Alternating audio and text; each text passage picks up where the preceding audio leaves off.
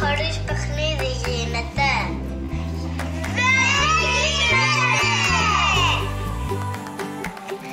Ελάτε να παίξουμε μαζί τους ήρωες.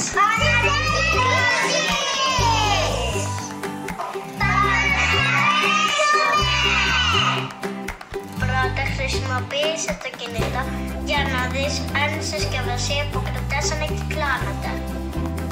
Μπράβο, είσαι ο σούπερ ήρωας της ανακύκλωσης. Τώρα διάλεξε τον κλάδο στον οποίο θέλεις να πετάξεις το αντικείμενό σου.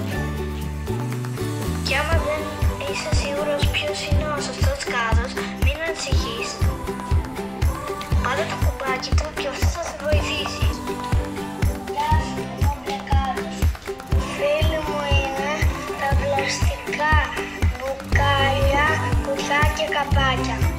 Μα έχω τσακωθεί με τα καλαμάκια.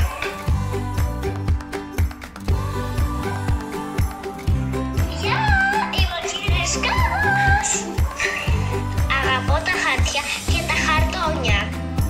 Αρκεί να μην έχεις σκουπίσει με αυτά την πιπτούλα σου.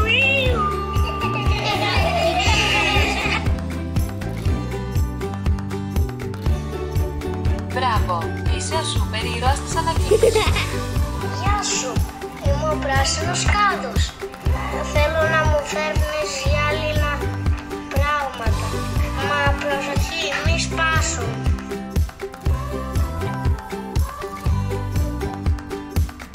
Γεια σου, είμαι ο κόκκινος κάδος. Κάνω παρέα με τα δωμάτια και με τα λευκοσελιά. Φρόντισε μόνο να τα έχεις καθαρίσει καλά.